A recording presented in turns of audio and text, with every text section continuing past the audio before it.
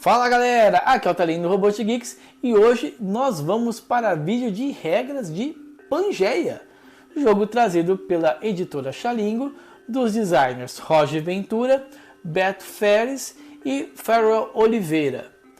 Enfim, é um jogo de 2 a 4 jogadores, muito legal, muito interessante e vocês vão ver durante a explicação. Não sai daí!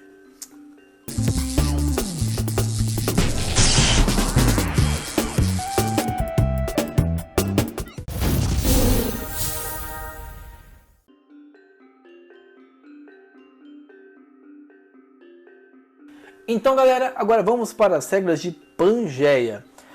Gosto de ressaltar, como eu falei no unboxing, que vocês podem ver o vídeo aqui no nosso canal, todos os dinossauros, todos eles que estão presentes no jogo, são todos diferentes e no verso de cada um deles tá falando aonde que foi encontrado o fóssil, onde foi encontrado todo o material desse dinossauro.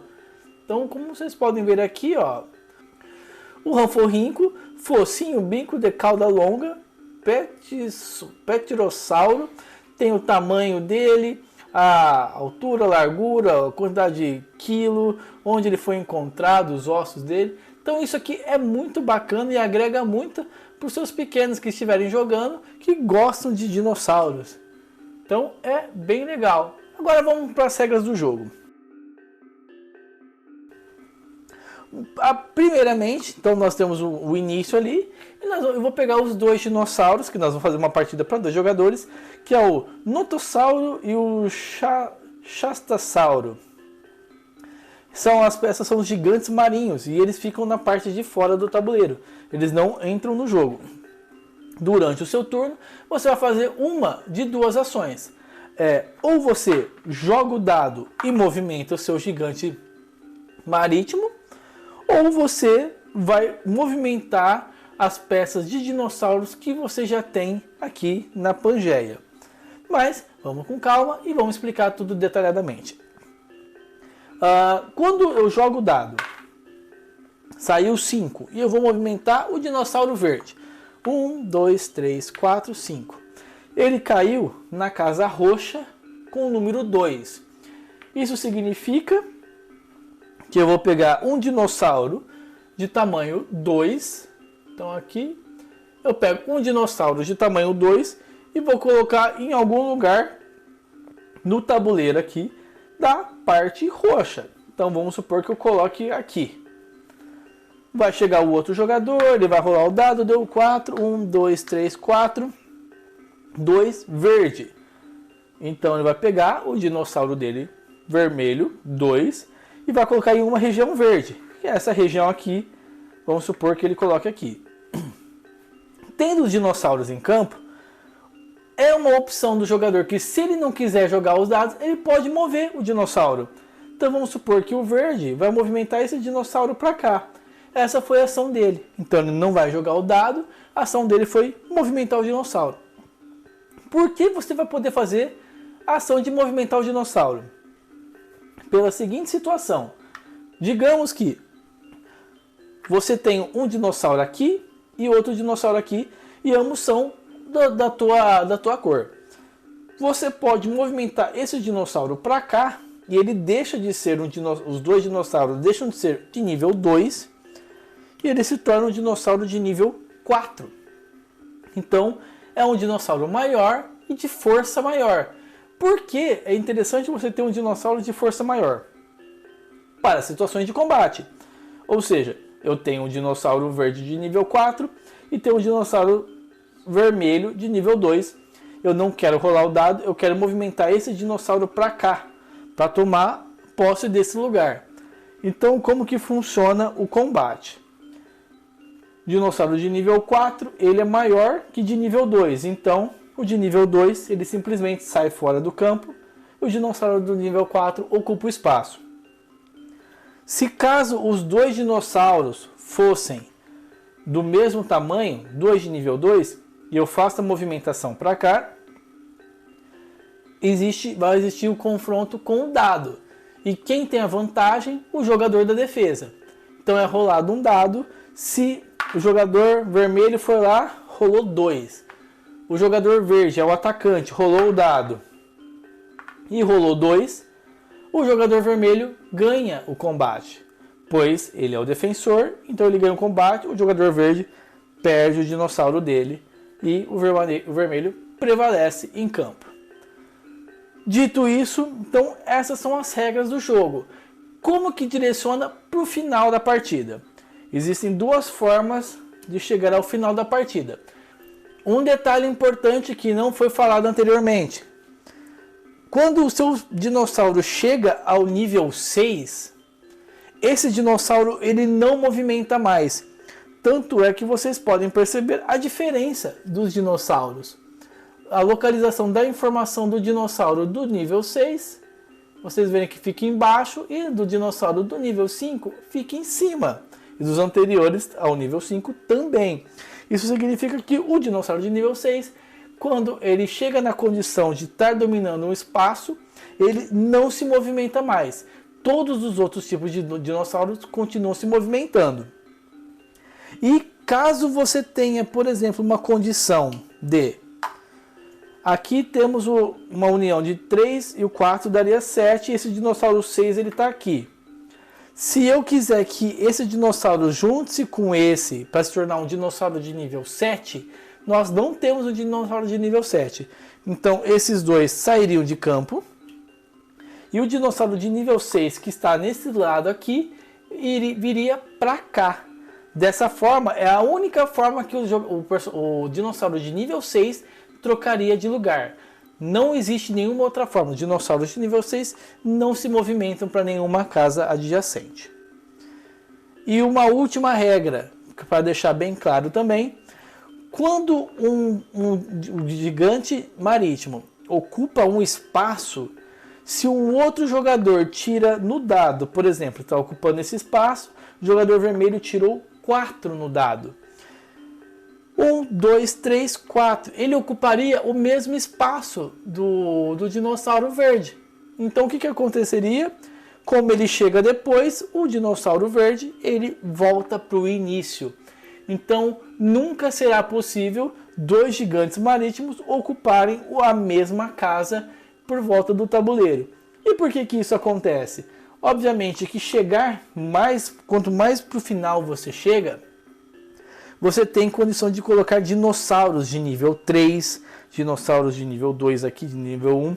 Então você tem condição de colocar esses dinossauros, que são dinossauros mais fortes.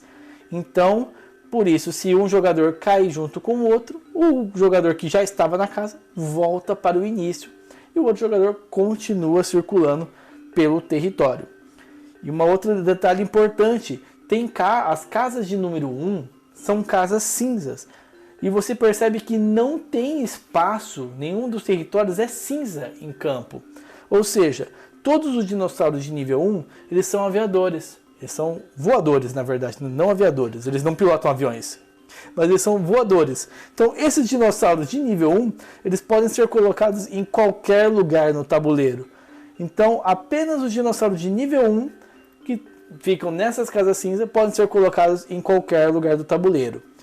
E também uma outra observação muito importante. Por exemplo, o jogador verde, ele tem todos os seus dinossauros de nível 2 alocados em campo. Já estão todos em campo. E ele vai lá, ele rola aqui nível 2, para colocar um dinossauro de nível 2. Como ele não tem mais dinossauro de nível 2 para colocar, ele acaba perdendo a ação. Então ele não vai adicionar nenhum dinossauro e ele perde a vez por ter caído no lugar onde coloca-se dinossauro de nível 2 e todos os dinossauros de nível 2 dele já estão em campo. Uma outra condição também, vamos supor que o jogador de nível 2 também, o jogador verde, vamos supor que ele precise colocar um dinossauro de nível 2 no território amarelo. Ele até tem a ficha de dinossauro de nível 2 do lado de fora para ser colocado, mas todas as casas amarelas estão ocupadas.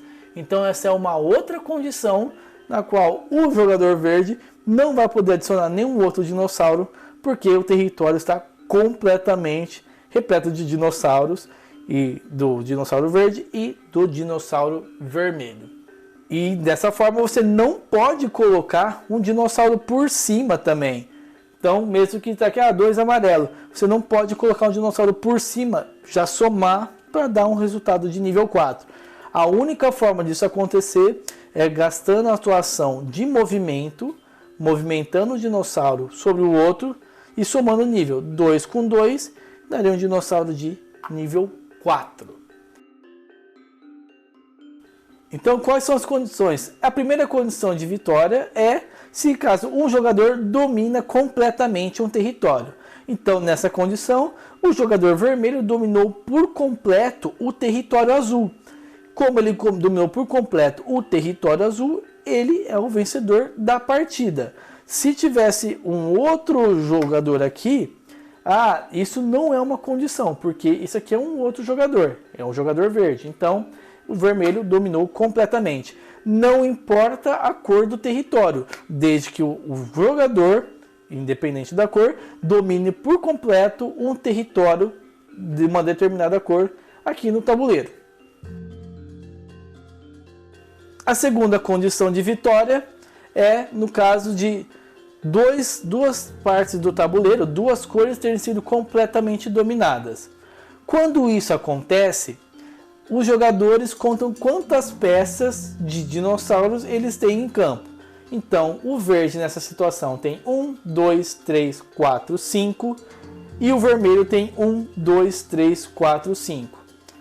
Nessa condição, nós temos um empate em condição de quantidade de dinossauros em campo de cada jogador. Se acontecesse do verde ter um dinossauro a mais, o verde seria considerado o campeão da partida. Porém, numa situação de empate de quantidade de dinossauros, é feita a soma da força de cada dinossauro. Então, o verde tem 1, 3, 7, 9, 11. E o vermelho tem 2, 4, 6, 8, 9. Nesse caso, pela força maior, o verde é o vencedor dessa partida. E é isso aí, galera. Essas foram as regras de Pangeia. Espero que vocês tenham gostado. E se gostaram, não se esqueça de se inscrever no canal, dar um like, compartilhe o vídeo com os seus amigos, mostra para aquelas crianças que adoram os dinossauros, porque esse jogo está repleto de dinossauros e informações deles.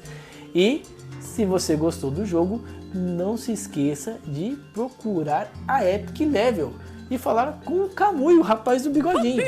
E se utilizar o cupom EPICROBOT5, você tem 5% de desconto na compra de qualquer produto no site. E se você fizer o pagamento no Pix, tem mais 3% de desconto, no total somando 8% de desconto.